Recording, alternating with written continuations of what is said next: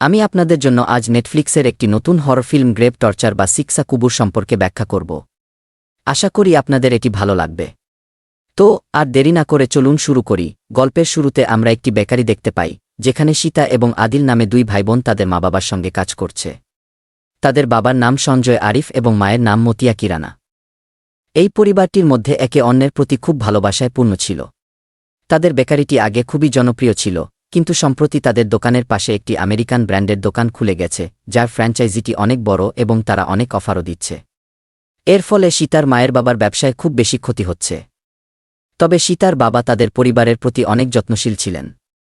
একদিন আদিলের স্কুলের কিছু ছেলে তাদের দোকানে এসে তাকে চাঁদা দিতে বলে, যেহেতু তারা আদিলকে স্কুলে অনেক সময় বুলিং করে। আদিল তাদের দেখে ভয়ে কাঁপতে থাকে। সীতা তখন আদিলকে বলল তাকে দাঁড়িয়ে লড়াই করতে হবে, কিন্তু আদিল খুবই ভীতু ছিল এবং সীতার কথা না শুনে তার কাজে ব্যস্ত হয়ে পড়ল।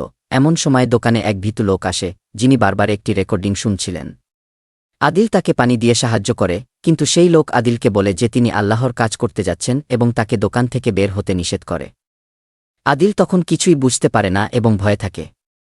এখান থেকেই গল্পের মোড় ঘুরতে শুরু করে এবং নানা অদ্ভুত ঘটনা ঘটতে থাকে। আশা করি আপনাদের কাছে এটি একটি মজার অভিজ্ঞতা হবে। এর মধ্যেই তাদের সব থেকে টাকা চুরি করার জন্য এক লোক এসে উপস্থিত হয়। আদিল ভয়ের কারণে তাকে থামাতে পারে না, কিন্তু ঠিক তখন সীতা এসে তার বাবাকে সেই চোর সম্পর্কে জানা। সীতার মা বাবা যখন সেই ব্যক্তিকে ধরতে দোকান থেকে বের হন, তখন পাশের আমেরিকান বেকারিতে একটি বড় বিস্ফোরণ ঘটে এবং সীতা ও আদিলের মা বাবা তার ভেতরেই চলে যান। ফলে তারা ঘটনাস্থলে মারা যান। এই ঘটনার ফলে তাদের জীবন সম্পূর্ণভাবে এলোমেলো হয়ে যায়। এরপর দৃশ্য বদল হয়ে পুলিশ স্টেশনে চলে যায়। সেখানে পুলিশ আলোচনা করতে থাকে এবং আমরা জানতে পারি যে আদিলকে যে ব্যক্তি টেপটি দিয়েছিল, সেই এই বিস্ফোরণের জন্য দায়ী। আদিল সেই ব্যক্তির দেয়া রেকর্ডিং পুলিশকে দিতে চায়, কিন্তু সীতা সেটি নিয়ে যায় এবং পুলিশকে কিছু জানায় না। বাড়িতে এসে তারা রেকর্ডিংটি প্লে করে। সেখানে এক ব্যক্তির ভয়ঙ্কর চিৎকার শোনা যায়, যিনি মৃত্যুর পর কবরের ভেতরে নিপীড়নের কারণে আল্লাহর কাছে তার গুনাহের জন্য ক্ষমা চাইছেন। তা শুনে আদিল ও সীতা দুজনেই ভয় পেয়ে যায়। এখন যেহেতু তারা দুইজনই অপ্রাপ্তবয়স্ক ও তাদের বাবা মা মারা যাওয়ার পর তাদের দেখাশোনা করার জন্য তাদের চাচার কাছে দেওয়া হয়, যিনি তাদের একটি ধর্মীয় স্কুলে ভর্তি করেন। সেখানে সীতার ক্লাসের শিক্ষক তাদের কবরের শাস্তি সম্পর্কে পড়াচ্ছেন। এই মুভির শিরোনামও সেই বিষয়ের উপর ভিত্তি করে। তিনি বলেন, মৃত্যুর পর মানুষের জন্য বিচার দিবসের আগে কবরের মধ্যে মুনকার এবং নাকির নামের দুইজন ফেরেশতা আসে। এখন এই দুইজন মানুষের আল্লাহর প্রতি বিশ্বাস আরও গভীর হতে শুরু করে। তারা পরীক্ষা করে দেখছে যে আসল জীবনে যারা পাপী, তারা এই ফেরেশতাদের প্রশ্নের উত্তর দিতে পারে না। এরপর তারা সেই মানুষকে খুবই নিষ্ঠুরভাবে শাস্তি দিতে শুরু করে। প্রথমে তার কবর ধীরে ধীরে ছোট হতে থাকে এবং এক সময় তা এত ছোট হয়ে যায় যে তার শরীরের সমস্ত হাড় ভেঙে যায়। এরপর তার মুখে প্রচুর পাথরের আঘাত করা হয় এবং তাকে সাপ দ্বারা কামড়ানো হয়। তারপর তাদের নরকে পাঠানো হয়, যেখানে তাদের পাপের ভিত্তিতে শাস্তি দেওয়া হয়। অন্যদিকে যারা আল্লাহতে বিশ্বাসী, তাদের কবর সুন্দর এবং বিলাসবহুল হয়ে ওঠে এবং তারা জাজমেন্টে পর্যন্ত শান্তিতে সেখানে থাকতে পারে, যতক্ষণ না তারা জান্নাতে চলে যায়। কিন্তু সীতার মতে এইসব সত্য নয়। এজন্য সে ক্লাসে তার শিক্ষকের কাছে প্রশ্ন করে যে যদি তাদের নরকে শাস্তি ভোগ করতে হয়, তাহলে কেন কবরের মধ্যে শাস্তি দেয়া হয়। শিক্ষক বলেন, নরকে তাদের পাপের শাস্তি দেওয়া হয়, কিন্তু কবরের মধ্যে তাদের আল্লাহতে বিশ্বাস না করার শাস্তি দেওয়া হয়। কিন্তু সীতা এইসব বিষয়ে বিশ্বাস করতে চায় না, ফলে তার এবং জুবিতার মধ্যে বিতর্ক হয়। জুবিতা বলে যে সীতাকেও একদিন ওই একই শাস্তির সম্মুখীন হতে হবে, কারণ সে পুরোপুরি আল্লাহতে বিশ্বাস করে না। ক্লাস শেষ হওয়ার পর সীতা যখন কিছু সময় পায়, তখন সে স্কুলের কাছে একটি জঙ্গলে যায় আদিলের সাথে দেখা করতে। তাদের কথোপকথন থেকে জানা যায় যে আসলে সীতা ওই জায়গা থেকে পালাতে চায়, যাতে সে প্রমাণ করতে পারে যে গ্রেভ টর্চার নামে কিছু নেই। সে এই কাজটি করতে চায় কারণ গ্রেভ টর্চারের ভয়ে ওই বোম্বার আমেরিকান বেকারিতে বিস্ফোরণ ঘটিয়েছিল, যার কারণে সীতার মা বাবা মারা গেছে। কিন্তু আদিল সবসময় যেমন ভয় পায়, এবারও সে পালাতে ভয় পাচ্ছে। সীতা তাকে বোঝাতে চেষ্টা করে এবং জঙ্গলে একটি টানেলের কাছে নিয়ে যায়, যা বলা হয় ভুতুরে জায়গা। আদিল টানেলে যেতে ভয় পায়, কিন্তু সীতার কাছে আর কোনো বিকল্প না থাকায় সে জোর করে আদিলকে টানেলের ভেতরে নিয়ে যায়। কিন্তু সেখানে তাদের টর্চ হঠাৎ খারাপ হয়ে যায় এবং তারা একে অপরের থেকে আলাদা হয়ে যায়। তাদের চারপাশে একটি ছোট ছেলের কণ্ঠস্বর শোনা যায় এবং সীতা একটি ছোট ছেলেকে দেখতে পায়। ছেলেটি তার নাম ইসমাইল বলে, কিন্তু সীতা তার কথা শুনতে ইচ্ছুক নয় এবং সে ভয়ে টানেলের বাইরে বেরিয়ে আসে। এরপর আদিল সীতার শিক্ষিকাকে নিয়ে সীতাকে খুঁজতে এসেছে। সীতার শিক্ষিকা উমায়া, যিনি খুবই ভালো একজন মানুষ, সীতাকে নিয়ে শান্ত করতে চেষ্টা করেন। সীতা তখন ইসমাইলের কথা জানতে চায়। এই কথায় উমায়া খুবই অবাক হয়ে যায়, কিন্তু কিছু বলতে পারার আগেই জুবিতা সেখানে এসে উপস্থিত হয়। জুবিতা বলে যে সীতা আজ পাপ করেছে এবং তাকে শাস্তিস্বরূপ সাদা হিজাবের পরিবর্তে লাল হিজাব পরতে হবে। কিন্তু সীতার এই ব্যাপারে মোটেও কিছু যায় আসে না। সেই দিন স্কুলে একজন লোক আসে যিনি সেই ধর্মীয় স্কুলের ফান্ডিং করেন। রাতের বেলা যখন সীতা লাইব্রেরিতে পড়ছিল, তখন সে হঠাৎ করে জানালার মাধ্যমে উমায়াকে রাগান্বিত অবস্থায় কোথায় যেতে দেখতে পায়। তখন জুবিতা তাকে আটকানোর চেষ্টা করছিল এবং সীতা তাদের কথোপকথন গোপনে শুনতে থাকে। সেখান থেকে জানা যায় যে যিনি স্কুলের ফান্ডিং করেন তিনি স্কুলের ছাত্রদের বেছে নিয়ে তাদের সঙ্গে খারাপ কাজ করে। এবার তার টার্গেট আদিল। উমায়া এর বিরুদ্ধে ছিলেন কারণ তার সবসময় ইসমাইলের কথা মনে পড়ে, যে ওই ব্যক্তির শিকার হয়েছিল এবং যার কারণে তার মৃত্যু হয়। এখন আপনি বুঝতে পারবেন আসলে সীতার টানেলে দেখা সেই আত্মাটি ইসমাইলের ছিল। কিন্তু জুবিতা উমায়াকে বোঝানোর চেষ্টা করে যে সেই ব্যক্তি স্কুলকে ফান্ড করছে। উমায়ার মতে এসবই ভুল, কারণ ফান্ডিংয়ের আড়ালে অসৎ কাজ হচ্ছে। আদিলের কথা শুনে সীতা খুব ভয় পেয়ে যায় এবং সে সেই বাড়ির দিকে যেতে থাকে যেখানে সেই লোকটি ছিল। সীতা সেখানে পৌঁছালে আদিলকেও দেখে, কিন্তু গার্ড তাকে ভিতরে যেতে দেয় না এবং সীতাকে রুমে বন্ধ করে দেয়। সীতা খুবই অস্থির ছিল, তবে সে যেভাবেই হোক সেই রুম থেকে বেরিয়ে আসে। উমায়া তাকে সাহায্য করতে এসে কিছু টাকা ও খাবার দেয়, কারণ তিনি জানতেন যে সীতার সেখানে থাকা নিরাপদ নয়। এরপর সীতা পালিয়ে যায় এবং স্কুলের ফান্ডারের গাড়ির আসার অপেক্ষা করতে থাকে।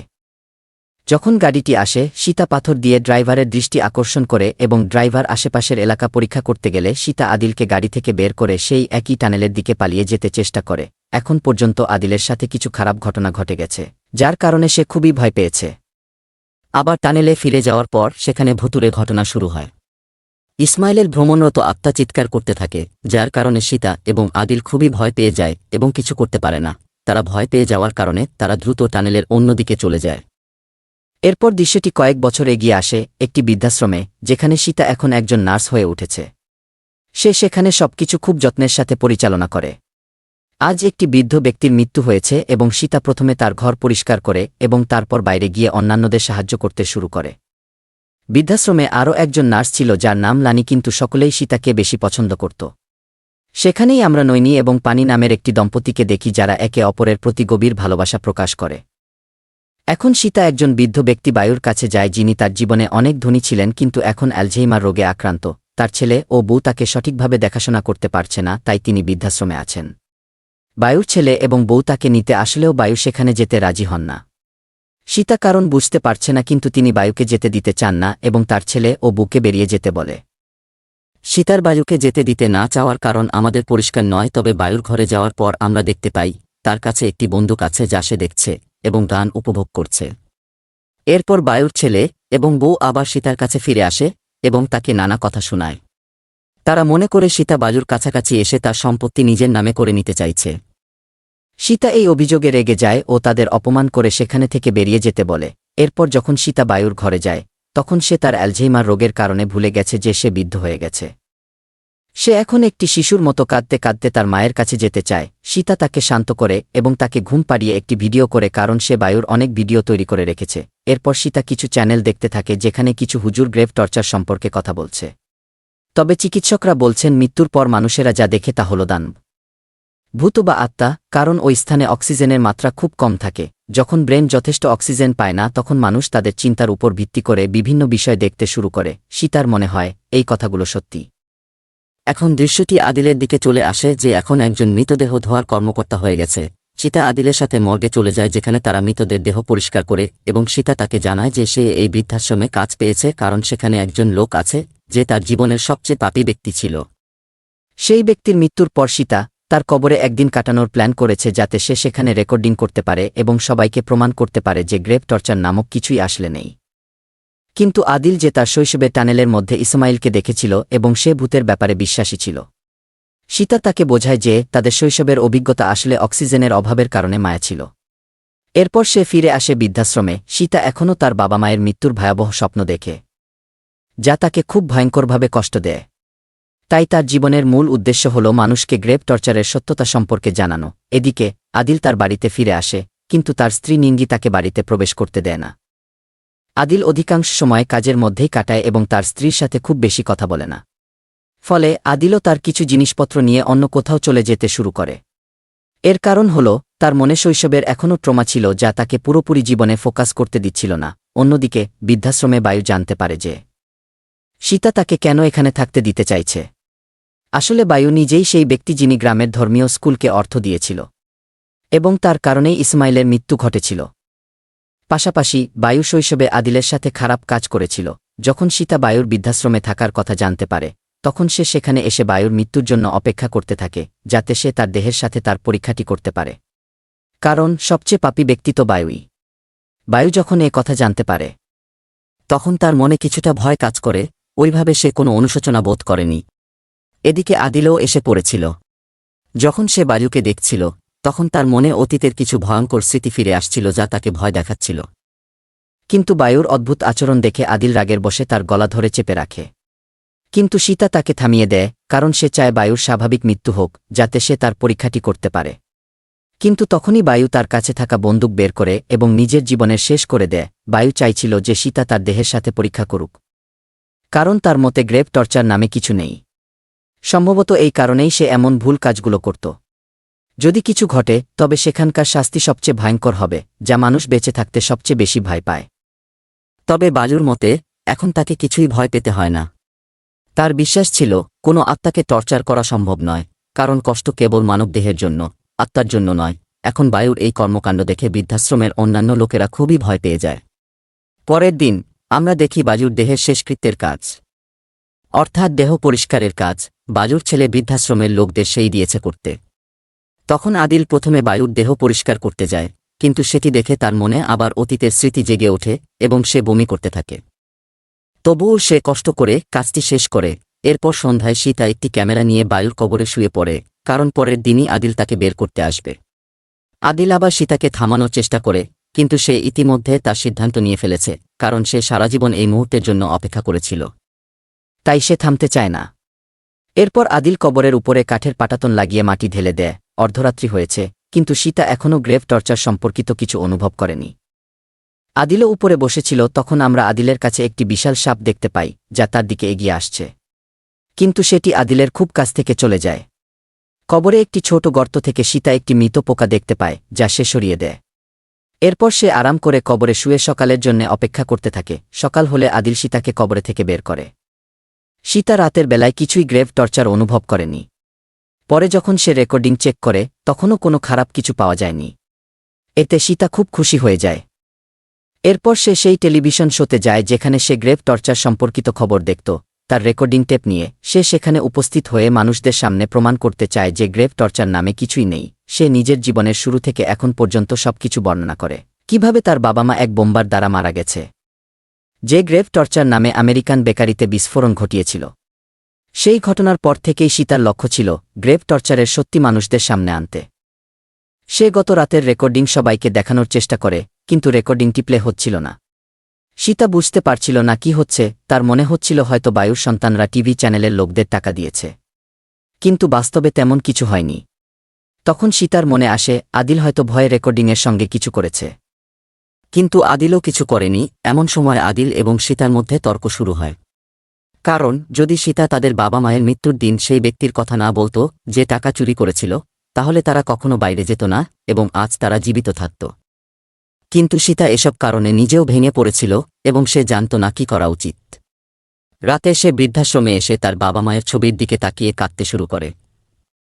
হঠাৎ করে সে বায়ুর রুম থেকে তার নাম ডাকতে শুনে। ভয় পেয়ে সে ধীরে ধীরে বায়ুর রুমে গিয়ে দেখে বায়ুর আত্মা সেখানে রয়েছে। এদিকে ন্যানি এসে পড়ে। ন্যানির কথাগুলি শুনে সীতা জানতে পারে আসলেই পান্ডি লানিকে নিয়ে ন্যানির সাথে চিট করছে। সীতার প্রথমে একথা বিশ্বাস হয় না, কিন্তু যখন সে রুমে গিয়ে দেখে সত্যিই পান্ডি লানি নিয়ে ন্যানির উপর ঠকাচ্ছে। পান্ডি সীতাকে দেখে তার কাছে ক্ষমা চাইতে শুরু করে, কিন্তু যখন তার চোখ ন্যানির উপর পড়ে, তখন সে আরও ভেঙে পড়ে। সে ন্যানির সাথে যা করেছে তার জন্য ক্ষমা চায়, কিন্তু ন্যানি তার কথা শুনতে চায় না। ন্যানি জোরে জোরে কাঁদতে শুরু করে এবং পান্ডি তার কাছে বারবার ক্ষমা চাইতে থাকে। সীতা পান্ডিকে উপদেশ দেয় কিছু সময়ের জন্য ন্যানিকে একা ছেড়ে দিতে, যাতে ন্যানির মনে শান্তি ফিরে আসে। প্রথমে পান্ডি মানতে চায় না, কারণ তার মনে হচ্ছিল ন্যানি খুবই ভঙ্গুর। কিন্তু পরে সীতা কোনোভাবে পান্ডিকে ন্যানি থেকে দূরে থাকতে মানিয়ে নেয়। রাতে আমরা দেখি ন্যানি আজকের ঘটনার কারণে খুব ভেঙে পড়েছে। সে রুমে গিয়ে দাঁড়িয়ে দাঁড়িয়ে মদ পান করে এবং বমি করতে থাকে। কিছুক্ষণ পর যখন সে একটু ভালো অনুভব করে, তখন সে তার কাপড়গুলো ওয়াশিং মেশিনে রাখতে যায়। তখন তার অনুভব হয় তার বিয়ের আংটি, যা সে সবসময় যত্নে রাখত, সেটি কোথাও নেই।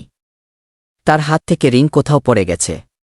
তখন ন্যানির মনে হয় রিংটি হয়তো ওয়াশিং মেশিনে পড়ে গিয়েছে।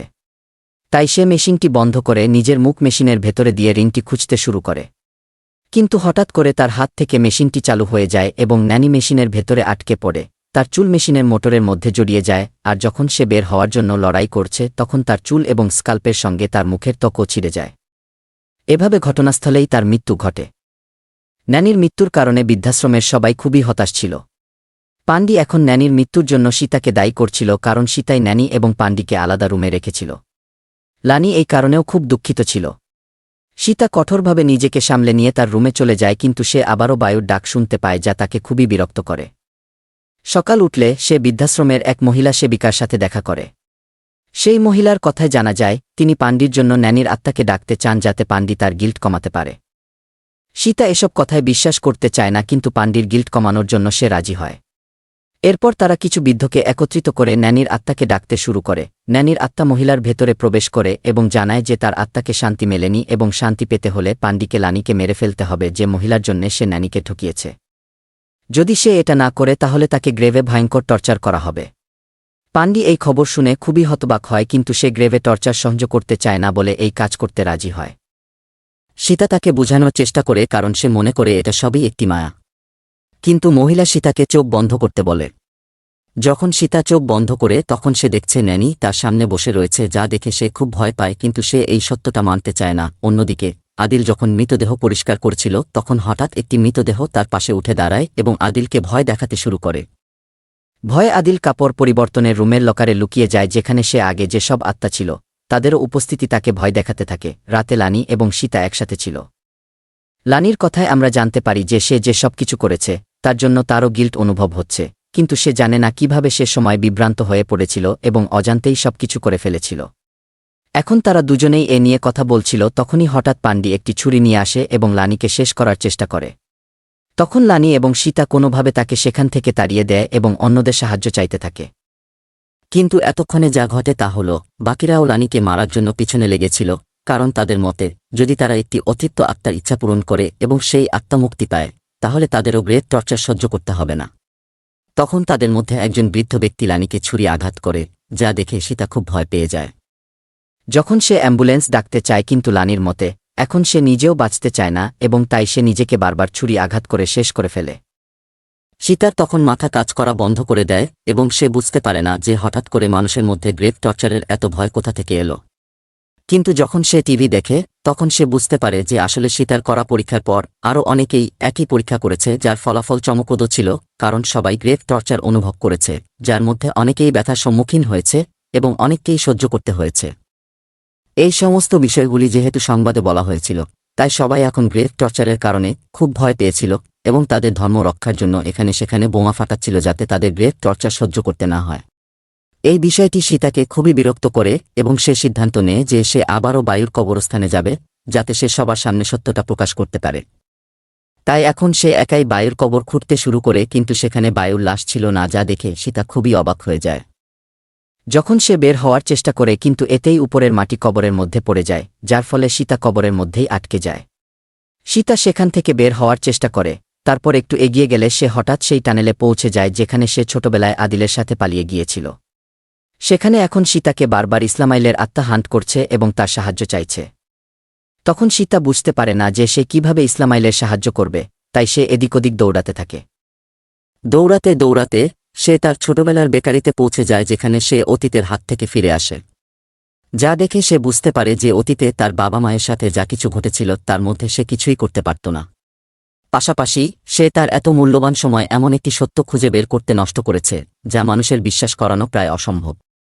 সে এখন এই সত্যি মেনে নিতে পেরেছে যে তাকে এইভাবে ডেসপারেটলি এক জিনিসের পিছনে দৌড়ানো উচিত ছিল না। সে টানেলের দিকে চলে যায়, যেখানে তার সামনে ইসমাইল হাজির হয়। ইসমাইল সাহায্য চাচ্ছে, কারণ তার মৃত্যুর পর সে সেই স্মৃতিতে আটকে পড়ে গেছে যেখানে বায়ু তাকে বর্বরভাবে অত্যাচার করছিল। ইসমাইল অনেক সময় ধরে বায়ুর হাত থেকে বাঁচার জন্য সাহায্য চাইছে, কিন্তু সে সকলের ভয়ে সাহায্য পাচ্ছিল না। তবে এবার সীতা ইসমাইলের আত্মাকে সাহায্য করে এবং তার সাথে একটি অনন্ত গর্তে ঝাঁপিয়ে পড়ে, যেখানে ইসমাইল বাঁচতে পারে। সীতা খুবই ভয়ে ছিল এবং হঠাৎ তার চোখ খোলার সাথে সাথে সে দেখতে পায় যে সে প্রথমবার যখন বায়ুর কবরের পরীক্ষার জন্য গিয়েছিল ঠিক সেই সময়ে ক্যামেরা চালু ছিল।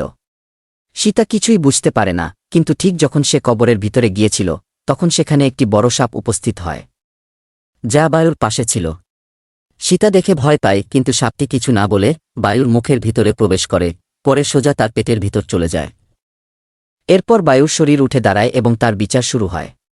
এই সাপ আসলে মুনকার এবং নাকির, যা আসলে ফেরেশতা ছিল, যারা বায়ুকে প্রশ্ন করতে শুরু করে। কিন্তু যেহেতু বায়ু বেঁচে থাকতে অনেক পাপ করেছে এবং কখনো আল্লাহর উপর বিশ্বাস করেনি, তাই তার গ্রেভ টর্চার শুরু হয়। তার মুখে বারবার বড় হাতুড়ি মারা হচ্ছিল এবং তার মুখ বারবার ফেটে যাচ্ছিল, তবে নিজের অজান্তেই সে ঠিক হয়ে যাচ্ছিল। সীতা সবকিছু পরিষ্কারভাবে দেখতে পাচ্ছিল এবং দেখে খুব ভয় পাচ্ছিল। বায়ু এখন চিৎকার করে আল্লাহর কাছে দয়া চাইছিল, কিন্তু তার টর্চার থামছিল না। পরে সেই সাপ বায়ুর শরীর থেকে বেরিয়ে এসে একটি বিশাল দানবের আকার ধারণ করে এবং বায়ুকে আবার টর্চার করতে শুরু করে।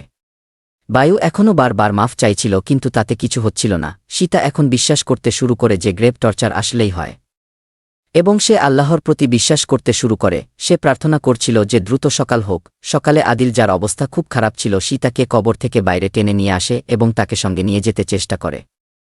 কিন্তু হঠাৎ করে আদিলের অবস্থা আরও খারাপ হতে শুরু করে এবং সে সেখানেই বসে পড়ে। সীতা আগে থেকে কিছু বুঝতে না পারলেও সে একজন ফেরেশতার কণ্ঠস্বর শোনে, যা তার কাছে জানতে চায়, তোমার রব কে? সীতা খুবই চমকে ওঠে। এর মানে হলো হয়তো সে বায়ুর কবরের ভেতরে প্রবেশ করার পরই মারা গেছে, এবং তাই যখন থেকে সে বাইরে এসেছে তখন থেকেই তার সঙ্গে অদ্ভুত সব ঘটনা ঘটছে। তখন আমরা বায়ুর একটি পুরনো কথা শুনতে পাই, যেখানে সে বলেছিল যে যদি কোনো মানুষের কবরের ভেতর যাত্রা করার পর তাকে টর্চার করা হয়, তবে সবচেয়ে ভয়ঙ্কর টর্চার হবে সেই, যা সে জীবদ্দশায় সবচেয়ে বেশি ভয় পায়। সীতা যদিও গ্রেভ টর্চার সম্পর্কে বিশ্বাসী ছিল না, তবুও কোথাও না কোথাও তার মনে খুব বেশি ভয় ছিল যে যদি এই সব সত্যি হয়ে যায় তাহলে কি হবে। এ কারণেই সে এই সব বিষয়ে জানার চেষ্টা করছিল। তার মৃত্যুর পরও তার সাথে গ্রেভ টর্চার ঘটে, যেখানে তাকে বায়ুর গ্রেভ টর্চার দেখানো হয়। এবং যখন তার বিচার দিবস আসে তখন আদিল তাকে বাইরে বের করে। কিন্তু আমি বিশ্বাস করি আদিল নয়, বরং সে ফেরেশতা মুনকির এবং নাকির, যেখানে হয়তো এবার সিদ্ধান্ত হতে যাচ্ছে যে সে নরকে যাবে নাকি স্বর্গে। এদিকে দৃশ্যটি ন্যানি এবং পাণ্ডির দিকে ফিরে যায়, যারা এখনও একসাথে ছিল। ন্যানির হাতে তার বিয়ের রিং ছিল এবং সবচেয়ে বড় কথা, তারা তাদের বৃদ্ধ বয়সে একসাথে ছিল, অর্থাৎ তাদের বিয়ে হয়েছিল। এসব দৃশ্য সীতা কল্পনা করছিল। হয়তো সে আগেই মারা গিয়েছিল যখন সে কবরের ভেতরে গিয়েছিল, বা অক্সিজেনের অভাবে মারা গিয়েছিল, কিংবা সাপের কামড়ে, কিন্তু তার কাছে এখন নিশ্চিত হয়ে গেছে যে হ্যাঁ, গ্রেভ টর্চার সত্যিই ঘটে। সে আল্লাহর কাছে ক্ষমা চাইছিল তার সমস্ত পাপের জন্য, এবং শেষে প্রশ্ন করা হয়েছিল, তোমার রব কে? এই প্রশ্নটি প্রমাণ করে যে সে সত্যিই মারা গেছে এবং তার বিচার দিবস এসে গেছে। এর মানে এই যে কবরের বাইরে বের হওয়ার পর যা কিছুই সীতার সঙ্গে ঘটেছিল, তা যেমন বারবার বায়ুর কণ্ঠস্বর, লানি ও পাণ্ডির সঙ্গে ন্যানির প্রতারণা ইত্যাদির মধ্যে প্রকাশ পাচ্ছিল, এটি ছিল সীতা ও গ্রেভ টর্চার সিনেমার কাহিনী, যা সত্যিই খুব ভয়ঙ্কর। বিশেষ করে শেষের দৃশ্যগুলি, যেখানে ফেরেশতারা দানবের রূপে মানুষের উপর ভয় দেখাচ্ছিল, তা ছিল অত্যন্ত ভয়াবহ। আমার ব্যক্তিগত মতামত হল সীতা হয়তো সত্যিই ওই কবরের ভেতরেই মারা গেছে। যদি সে বেঁচে থাকত তাহলে গ্রেভ টর্চারের দৃশ্যগুলো তার জন্য যুক্তিযুক্ত হতো না। ভাবুন তো, এটি কোনো টিকিট কিনে দেখা সিনেমা নয় যে কেউ কবরের ভেতর টিকিট কেটে প্রবেশ করবে এবং সেখানকার দৃশ্য দেখবে। এটি সম্ভব যখন কেউ সত্যিই মারা যায়, তখনই সে গ্রেভ টর্চার অনুভব করতে পারে। মুভির ভিতরে যা দেখানো হয়েছে তা অনুযায়ী এটি একমাত্র ধারণা। তবে আপনার মতামত কি?